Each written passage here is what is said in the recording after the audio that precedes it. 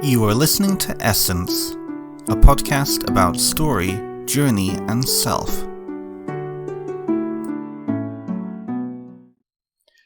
Hello everybody and welcome to Season 2, Episode 1 of Essence, a podcast about journey, story, and self.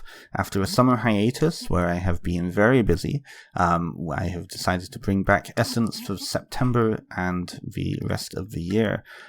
Today's episode is an interesting one. It's a two-parter in collaboration with another podcaster, Shawn Hebert. Shawn is going to be interviewing me on his podcast, and I've interviewed Shawn on my podcast. This conversation here is part 1, and part 2 of our conversation, where Shawn will interview me, will debut on September 20th next week. Shawn is an interesting character. I met Shawn originally at a conference I was involved with called Occulticon, and Shawn is no stranger to the pagan and New Age and occult community. He is the founder and chief producer of Lelokens Awen. Lelokens Awen is located up in Thunder Bay, Ontario, but he has distributors that distribute his fine incense and candles and other goodies around the world. He stated that he is currently continental United States. He is a distributor for Australia and also now Asia, which is exciting. Shawn and I are going to talk about his journey both from a business standpoint but also from a spiritual standpoint. Shawn is also a drag performer up in Thunder Bay, and we're going to talk about the intersection between those three aspects of his life. In part 2, where Shawn interviews me, we will be discussing kind of my journey, my spiritual journey, my approach to magic, my approach to some of those more personal things that you've heard a little bit about here and there on this channel, but through his, you'll actually get a lot more about that. So without further ado, let's dive right in. Okay, I think it's recording, so I will welcome everybody to the show. Welcome to the show, everybody. This is a special episode of Essence in Season 2. I have my friend Shawn here, who I haven't seen. I don't think we've talked in 2 years or something like that. Oh my God, it's been forever. It's been a long time. Yeah, Shawn, really yeah. Shawn Hebert is a entrepreneur, a druid grade. You're druid grade, right? No. He's a member of OBOD. Yeah. I never went into druid grade. Well, we will talk more about that. You are a drag artist, and you are an international artist and creator of beautiful incense, candles, a whole product line. International. It's international, right? Yeah. I guess I just that just sounds so big and grand, you know what I mean? I normally don't really kind of think in those terms when I'm describing myself or my business, like an international creator or whatever. Sounds good though. I'll take it. Your product is currently for sale at a Walmart somewhere in Texas, right? It's like Walmart, you can go on Walmart.ca or Walmart.com even and get it. Yeah. Which is weird, but I mean, hey, sell my product, that's fine. That's if you're going to right? sell candles, knock yourself out, Walmart, whatever. So the product line that we're talking about here is Lelokens Awen. But I mean, like that was a little teased with that Walmart, but I haven't seen it on the Walmart website. But you also you sell to Cheops International, as a Green, a lot of the big distributors for candle. Not Cheops International. No? I was just going to say 3 distributors, but I just picked up a 4th distributor last month, which there's a really interesting story behind how that happened that I'll definitely share. But so my Canadian distributor is Quanta Distribution. Quanta, that's it. My US distributor is Azure Green. My Australian distributor is Tulsi Trading. And my newest distributor, Lam K International, they are China and Hong Kong. Oh, fantastic. Wow. Yeah, yeah, yeah, yeah, Oh, yeah, yeah. yeah. That's fantastic. So So, yeah, I mean, I don't, because the bulk of my business is me, because I have my website where you can buy my products online. I have a few stores that I sell directly to, that like I maintained those relationships because those were prior to my partnerships with the distributors. mm, But the bulk of my business is selling to distributors. So I mm, have a general idea of, I mean, and like a lot of stores will contact me like on social media, like tag me. I mean, oh, we have Layla Gonzalez, blah, blah, blah, blah, blah. And then I'll know that, oh, this store is selling my products. Otherwise, I just have like a general idea. Like I mm, know around 400 stores carry my products, mm. and my lack of sleep confirms that. So, yeah. It's awesome. Well, so to give a little background between the two of us, I first met you at the very first conference. It was an Occulticon conference in Ontario here. I think that was about 4 years ago now, something like that. That was 2017. 2017. Yeah. And then you Yeah. came back for a second one, Yeah. and at that point you were still you were very much looking at conferences and going and traveling and setting up your beautiful stalls.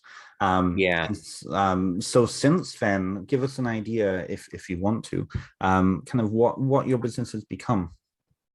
Well, so basically, I fell in love with Occulticon, and I'm still gutted anytime the Occulticon, like the conversation comes up about Occulticon, because it was so amazing, Mm, especially being held at Mythwood Campground was just such an incredible place. mhm, And then all the people, like all the people, just so amazing. And I developed so many great friendships through those 2 years at mm, Occulticon. So yeah, because I mean, I'm in Thunder Bay, and it's a 16-hour drive to get to Southern Ontario. So I mean, that's a pretty big commitment. yeah, So after second Occulticon, I'm like, okay, this is worth it. I'm making money. Um, I'll, I'm like, oh, I should do more festivals. And of course, there's no festivals here in Northern Ontario because mm, there's no people here in Northern Ontario. So I ended up, kind of racked my brain, like how do I, because conveniently I had friends that live nearby, so I was able to mhm, stay with them during a Culticon.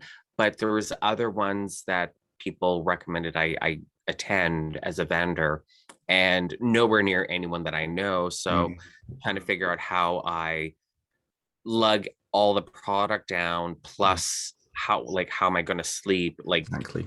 I don't want to be in a tent, da da da da da. So it just so happened, like 2 weeks before Occulticon 2018, I came across this woman's website, Daphne's Caravans, and she makes handmade wooden That's Vardo style caravans. yes. So conveniently, it was such a coincidence, like I said, this was 2 weeks before the second Occulticon, and conveniently she's in Flesherton, Ontario, which was only a half Oh, hour drive yeah, away yeah, where it's I not far. stay in Mount Forest. So I drove up to see her, and I ended up ordering a caravan, and it's all built, and it's beautiful, and it's fantastic. Mhm. And she's now, and we just had this conversation like 2 weeks ago, he's now going to sell it for me, because I mean, because Occulticon shut down. Wiccan Fest and Harvest Fest, I will absolutely 100% never, absolutely ever attend those. Um, because I had a really bad experience with the organizers during their first virtual Wiccan Fest. Mhm. One of the presenters, can I use a gay slur on your podcast? As long as you take all liability and nothing's held against me. One of the presenters literally called, and like, oh, you game, you, all you blah blah blah blah blah, something like that. Mm. And I'm like, uh, what? So I contacted the organizers and they did that whole like cut and paste, response of, oh, we're so inclusive and safe space, blah, blah, blah, blah, blah, blah, blah, blah, blah. We're gonna talk to the presenter. Never heard anything from them. 6 months later, That's they're like, disappointing. yeah, 6 months later, they're like, oh, hey, come follow our new social media. I'm like, really? It's been 6 months since with this whole issue, you guys are going to take care of it. And I hear nothing from you.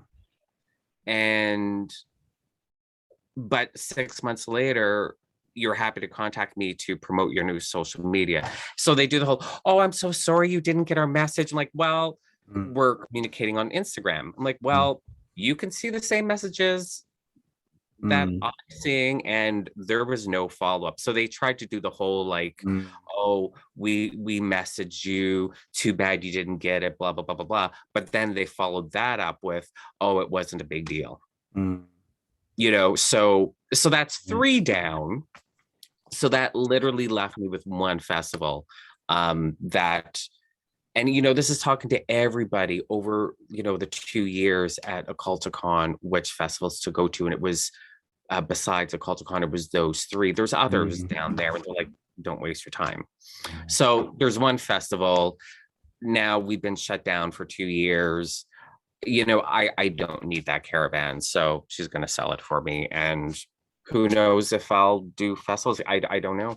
That's the question, right? With what's going on. I don't know how many of the festivals will, like in general, like gatherings in general, will go forward. I was involved with organizing a retreat for later in the year, and people were just not biting. I mean, it was in the middle of North Bay, like it was way up from Toronto, but people are very isolated right now, and so I'm not sure if people really want to go out. Yeah, we will see. But speaking about that, so and that's disappointing that you had that experience with a festival that's been going for a very long time. But, yeah.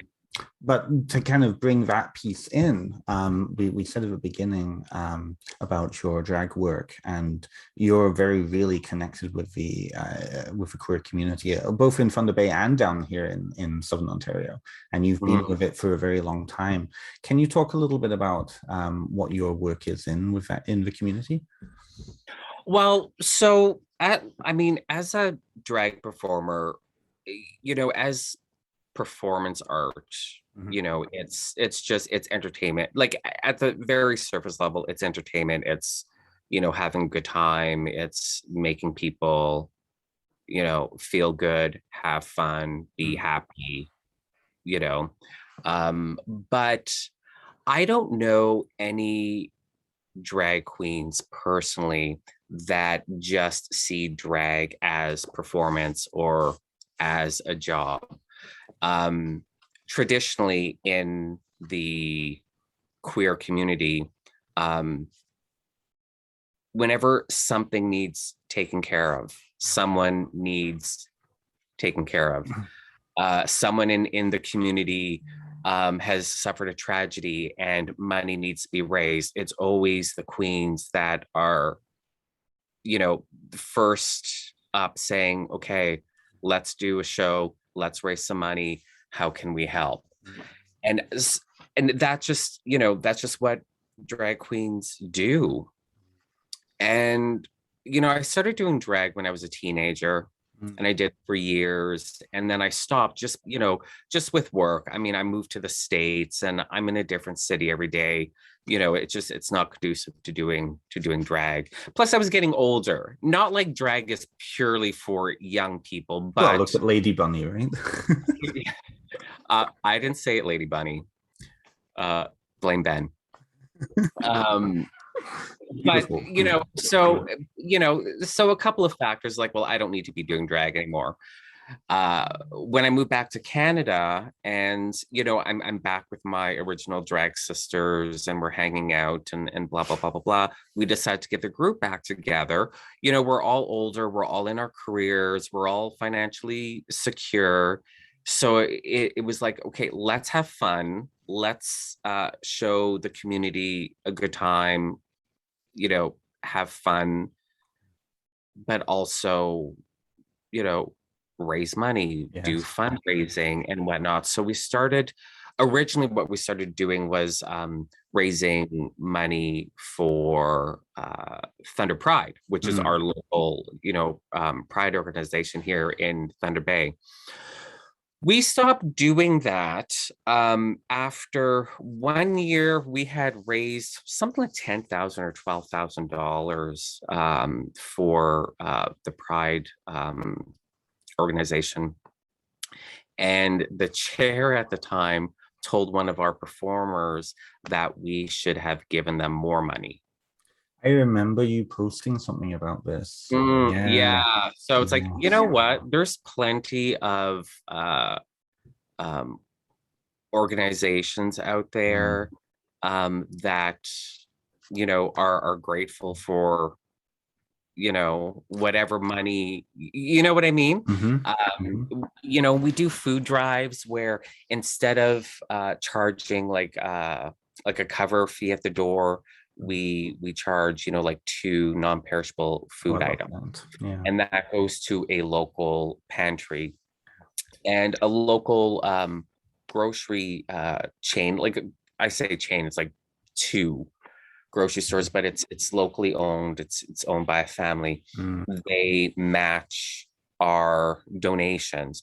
Well, I say match, but they just send so much food. Like it's insane how much food they send. So we do stuff like that, and we raise money for a memorial college scholarship fund, and so because I mean, it's like I said, we're all in our careers. We don't need the money. We're not doing drag for money. And this is Thunder Bay. We have a population of 100,000. If you think you're going to be doing drag for a living here, like it's not going to happen. There's no 4 or 5 days a week of drag. We don't even do once a week. Like we do like once a month, so yeah, so it's not a money-making thing for us. It's a fundraising thing for the community. And then plus it's a good time. It's a way to express, right? Yeah. And I mean, like, as artistic expression, creative pursuits in whatever form, how heavily that plays in our druidry. And this is one of my creative expressions. I don't really consider the product making to be that much of a creative expression, just because it's gone from like a hobby to a business where you know what I mean? Like, I mean, yeah, I mean, artists, definitely create content purely from a business selling standpoint. Sure, I just don't really consider that part of my creative pursuits. Absolutely. So I have drag for that, and I have writing rituals. Like those are really my 2 big. I was say because whenever you've posted something about, and your drag persona is Lady Ecstasy, right? Yeah, Lady Ecstasy. Whenever you've posted about her, it's always been very different from some, like some of my friends in Toronto who are, working like, the barn or like Woody's or whatever, right? Or Good Handies or wherever. Very different, like, kind of frame of mind. Do you mind if I ask about Lady Ecstasy? Who is Lady Ecstasy to you? I know. I mean, she's a bit of a slut. Okay. So Lady Ecstasy is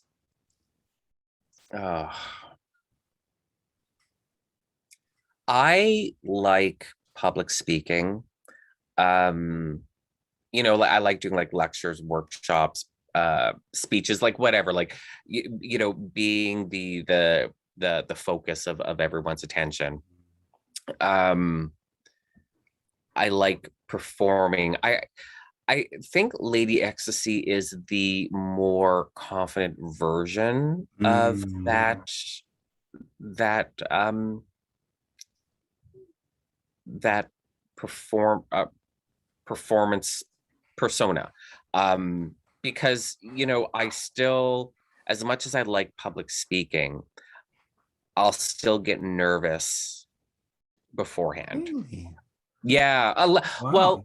yeah, a little nervous, like not Yeah. like I'm gonna be sick nervous, but a little Right. nervous because I just want everything to go Hmm. smoothly. And whenever I'm doing like a workshop or a lecture or whatever, like people are paying their hard-earned money. And I think about this way with drag shows as well. If people are paying money, Hmm. their hard-earned money, to see Hmm. me perform in whatever capacity, I want to give them their money's worth. So I don't want to screw up, you know. Right. Right. So as Shawn, I'll get a little nervous beforehand, and I'll overanalyze everything. But Hmm. as Lady Ecstasy, I don't, Interesting. because Lady Ecstasy is the part of me that knows that I can perform and do it well and do what needs to be done, Right. for Right. whatever audience is there. Because you also have different types of audiences, depending on where we're doing drag. And in a certain way, you have to adjust how you interact with the people, adjust your persona a little bit, your song choices, even because like when we do the drag bingos, it's a straight older crowd. Um and yeah, it's different, Mm-hmm. different. Hmm. So yeah, I'll say like Lady XC is the more confident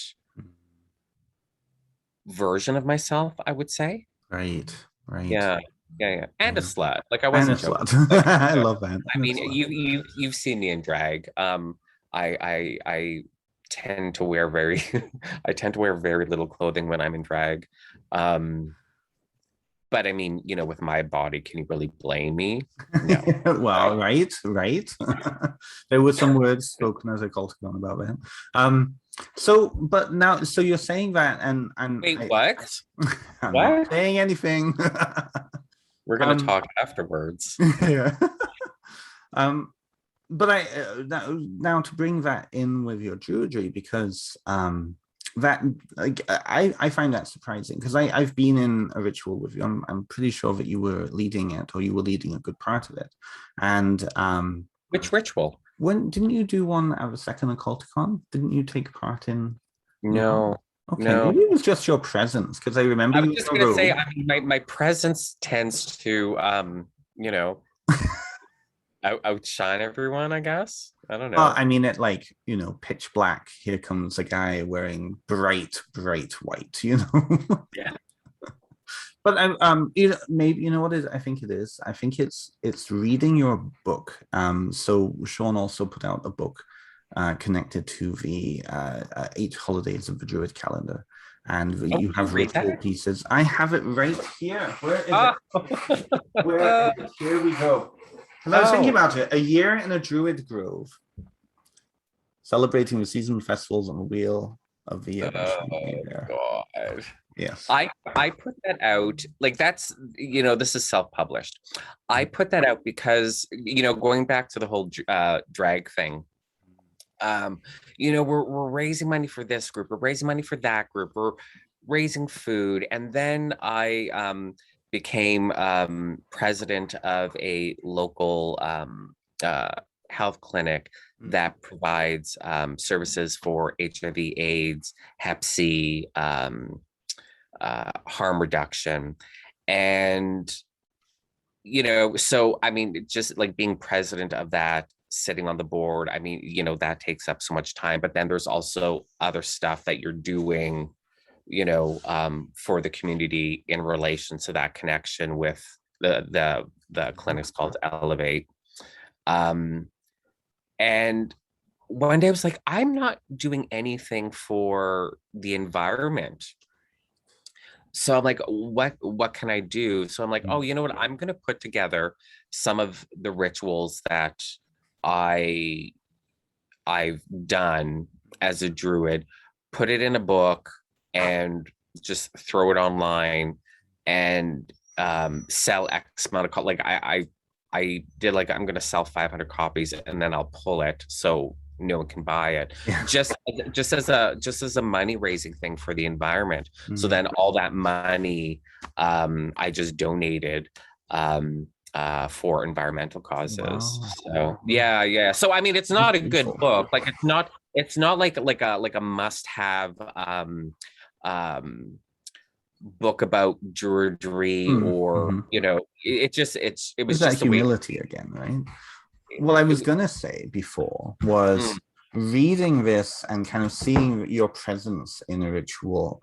That is so antithetical to what you were saying about not feeling confident. Because what comes across in this book, and I'll be honest, like, now that I'm fully more into my own druid studies, and now I'm more part of the community, I'm like popping up all over the place. I, I'm appreciating a lot more kind of the sense in this book about taking up that presence and becoming that kind of central focus when you're leading. right. Um, Yeah. which as a drag star, like a drag star, really, when you're on that stage, you need to be that, don't you? Yeah. Yeah. Mm-hmm. And you do if you're officiating a ritual or the lead ritualist, however you want to, term that, Mm-hmm.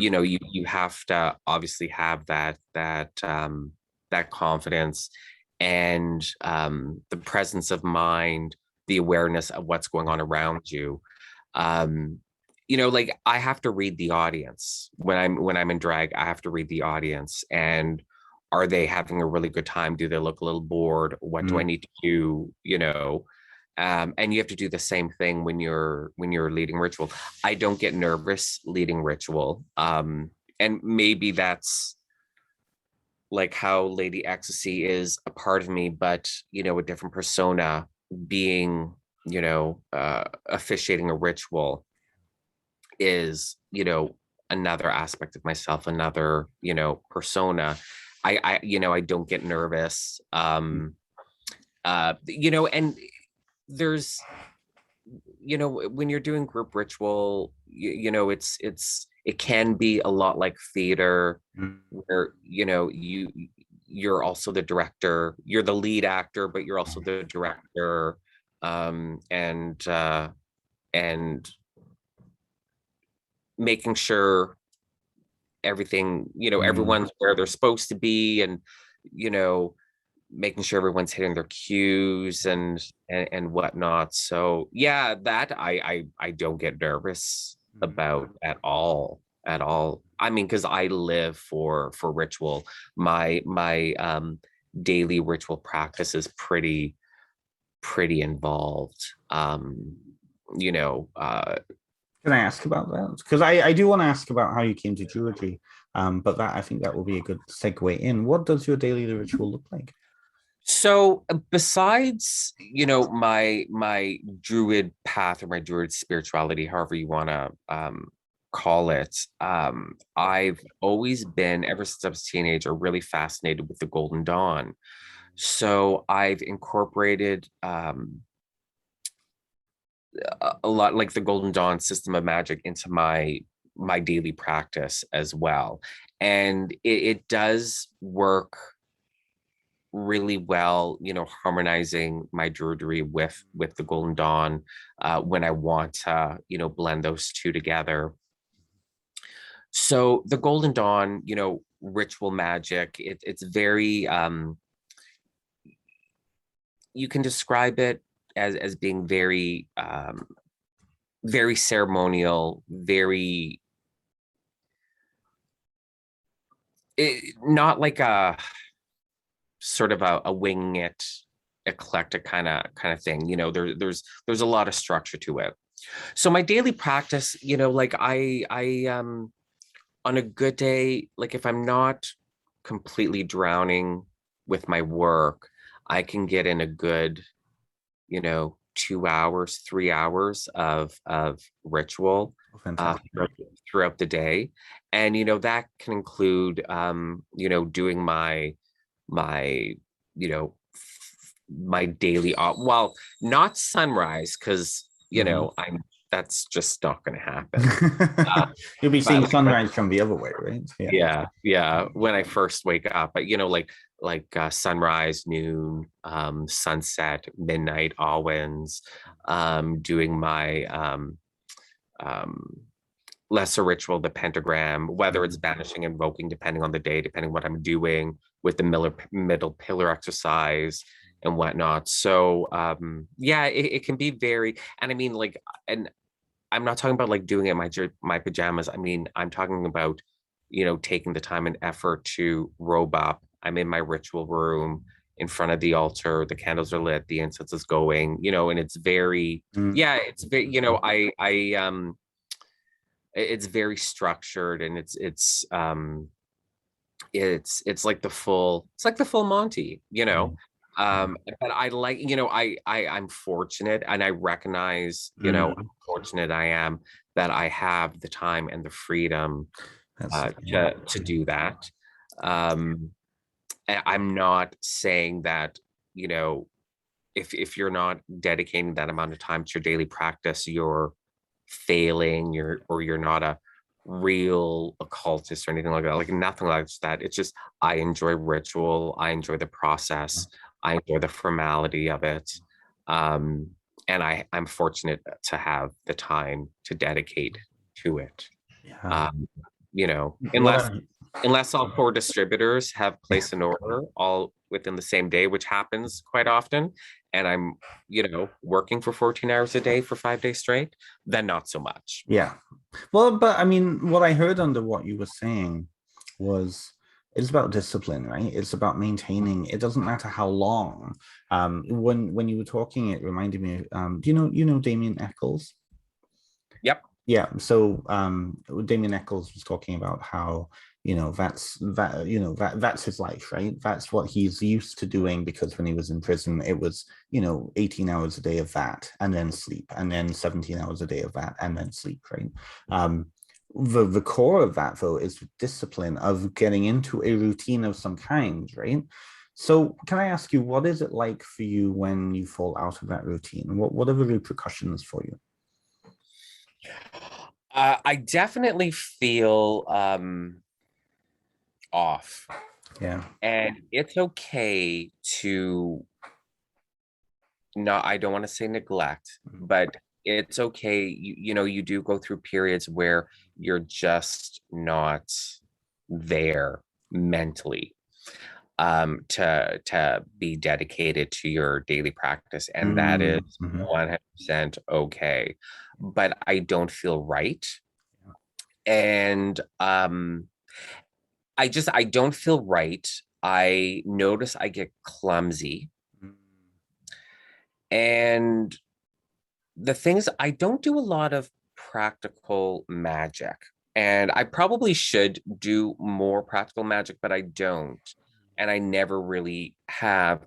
I find that by having, a really strong connection to my spirituality and having that daily practice, I find everything comes in its proper time and its proper amount when it's needed. I would never do magic to win the lottery or have some sort of monetary windfall, but I find if I maintain everything really religiously, I find that everything comes when it needs to come in its proper proportion. Right. And that's, like, talking about money, like, that's let's say I go like a week where business is very, very quiet, and it's like, oh, but that is like, okay, Shawn, you need to relax, because you just spent 8 days, you haven't left the house, you haven't done anything except make products and pack up products and ship products out. So that quiet week where you can actually, oh, I don't know, sit, read a book, Yes. That's okay, because the following week, I know it's going to be crazy, like, because everything comes, I find, just when it needs to come. Mhm. And my cyber magic group, we meet every Sunday, and it's run by a friend of mine, Frater RC, who he joined the Golden Dawn back in like 96. And so we've been doing some interesting work there. And I'm familiar with Enochian magic Mhm. via the Golden Dawn, which is different from Enochian magic. Like, people call it like the deep purist Right. Enochian magic. Yes. Yeah. Because again, I like my forms and my ceremonies, you know, the whole ritual prep and whatnot, as opposed to just, prayers and conjurations, Mhm. which I'm developing a new appreciation for. Congratulations. Like that, the whole, like, the long form prayers, Oh, yes. Yes. and, Yes. and then going into the conjurations. Um, uh, and I mean that's certainly a legitimate, effective way of practicing magic. But so, experimenting with this deep purist Enochian, our first working, we invoked King Kamara and Prince Hagenel, and our purpose was to see if we can get them to identify colors that we should be using for their sigils. And Fred Ursi's like, yeah, and if once, if they respond and you get colors, and if you want to ask them for something for yourself personally, go for it. Mhm. So I was thinking about, I'm like, oh, I should ask if I just get a little bump in business in my business, and ask them, like, if I keep doing what I'm doing, will my business, be okay? I'm like, you know what? No, I'm not going to ask that, because if they say no, Yes. well, Yes. now what do I have to change so that my business doesn't collapse? Mhm. And if they say yes, I'm just going to be like, well, that's just the answer that I want to hear. So I'm going to doubt, you know what I mean? Yeah. No, I So, like, do. Yeah. I'm not going to ask about my business, and I'm not going to ask for a bump in my business. I'm not going to bother. So we're doing the invocations, blah, blah, blah, and whatnot. So we finish up. It took like an hour. Mhm. And we finish up, and we end the Zoom call, and I do my banishings, and I go eat something, then I go check my mail.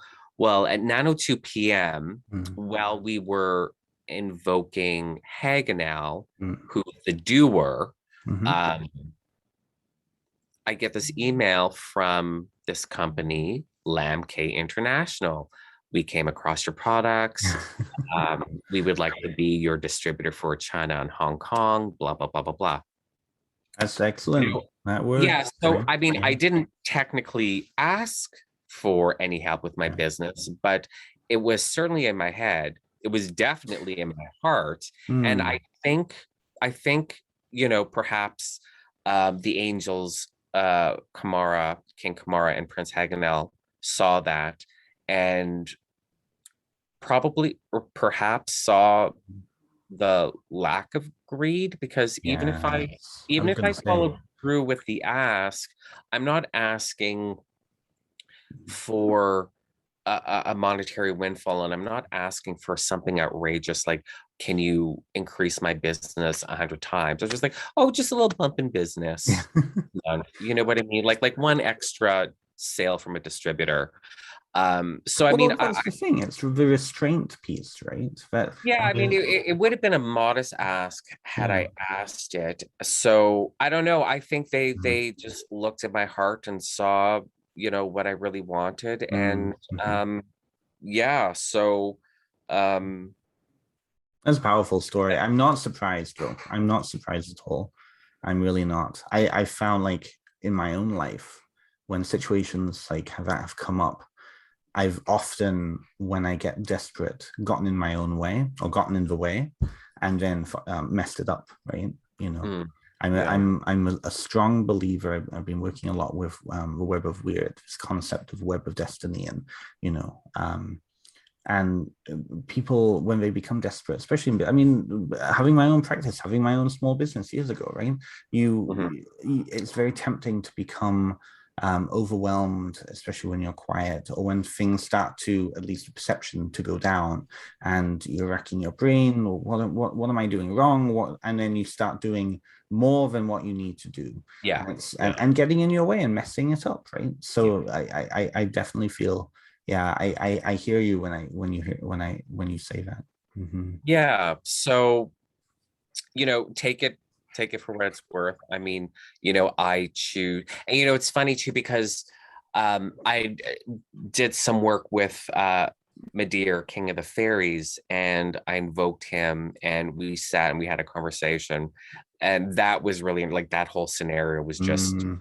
so everything about it was just so not what I expected. But it's I won't go into that because it's not Yeah. relevant to the story. But just one thing he said to me is like, you need to relax and just calm down, trust your magic. Magic exists, it works. You just gotta relax and believe in what you're doing. That You know, confidence piece, right? yeah. Yeah. And because it's so easy to, yeah, I believe in magic. Yes, I practice magic. And then when you get a result like this with the distributor, be like, well, I mean, Yeah. it's a coincidence. But I mean, also too, like the company is based in China, but the account exec I work with is based in California. Mm. So she's literally working on a Sunday night discovering my website and saying, oh, we don't deal in metaphysical products, but we need to now with Lalo Gonzalez. So I'm going to email him. What was that like for you to realize that? How, because I mean, throughout this conversation, you've been very humble about your work. What was that like for you to accept that and realize that, oh yes, she actually wants your stuff? Oh, from like the from the aspect of like Logan's all, like the business people approaching me, blah blah blah blah blah. I'm always I'm still amazed to Mm. this day that people buy my products. Right. The novelty has worn off, Mm. you know, of see now, don't get me wrong, I always want stores to tag me on Instagram, like, oh, here's Leila Gonzalez in our store. I love it. I love it. But discovering that this store, that store, whatever, like the novelty has kind of worn off. Um, Getting an email out of the blue from a distributor is exciting because you didn't approach them. They Right. came across me however they came across, went to my website Mm. and consciously said, oh, we need to carry this. And with this distributor in China, like they don't, it's not, they're not like Quanta or Azure Green that deal in metaphysical Yes. items. Mm. So, to have like a mainstream company see my website and be like, oh, we need to bring this to China is, Which is, I definitely, mean, usually the definitely. opposite's happening, right? Yeah. Mm. So it's definitely, cool in that regards. Um, I mean, I know I make great product. I know I make great product. So I'm not surprised that it's as well received as what it is. Um, it's just it's weird. Yeah, I'm not really one to pat myself on the back and be like, oh my God, I'm so amazing. I say that jokingly, like, oh my God, I'm so incredible. I'm so amazing. Mm. Ha ha ha. Yeah. Um, but maybe there's a little, I'm sure, you know, uh a, a psychologist can dissect my brain, and I'm sure there's a level of ego there. Like I'm saying it jokingly, but I'm probably not joking. Right. Uh, which is fine. I mean, I'm human. Um, yeah. But when it comes to magic, talking about like success and magic and whatnot, um, Allison Mm. really, when I had her on my podcast, I mean, it was an amazing. I mean, I love Allison. I can talk to Allison for hours, no problem. And I love her to bits. But I almost regretted having her on my podcast because she read me. Yes, I saw that. Yeah. She read Yeah. me, and I said things that I would never say in public, um, just because. Ju- just because some of the stuff that she had me admit, it just can make someone sound like they're just riding on their ego. Mm. um To where I'm who? To who? like well, just getting me to admit how easy it is to you know um invoke spirits and entities Mm. and communicate with them, and it's just like it's a snap of the finger. And I would never say that Yeah. ever in public. And she's like, oh, you're a medium. And she goes that, Mm. like, you don't have to work at it. There's a reason why you don't have to work at it. And I don't know, it just, yeah, she read me. So what Oh was my that God, like it's for you? terrible. It No, was I'm such not psychotherapizing you now, but like now we've opened that up, especially because you've said on here that you like confidence, you're humble, you're all of these things. What was that like to hear that from her? it was less about hearing it from her and more, I think the thing was me actually verbalizing it, like Mm. actually admitting it. um like it was, we were talking about like invoking spirits and communicating with spirits, like King Kamara, Prince Mhm. Hagenel, Madeir, whatever. And it's like, I like the ecstatic nature of ritual and invocation and whatnot, and how you have to, you know, inflame yourself and get into an ecstatic state and da da da da da to be able Mhm. to communicate with these spirits. And I'm like, I just sit down and I do an invocation, and poof, there we You're are. there. Now let's get down to business. And it just seems so effortless. And and that's what I didn't want to admit, and that's Mm. what he basically read me on. Mm. And like, it's like I want it to be hard, I want it to be a long process. And Mm. maybe just because it just seems so effortless, then it's easy enough for me to be like, oh well, that was just all in my head, like I just made it all up, you Right. know. You feel like you need to earn it, is what you're saying. Yeah, Yeah, yeah, yeah, yeah, yeah. yeah. Yeah, so yeah, yeah, so that's great that we're talking about that right now, because this makes me completely uncomfortable. Uh, I don't I don't know. I just, Mm. yeah, I don't know. It makes, yeah, here I'm saying again, like, oh yeah, oh, invoking, you Mm. know, higher beings, whether they're angels, fairies, or gods. Oh, it's just so easy for me. Yeah.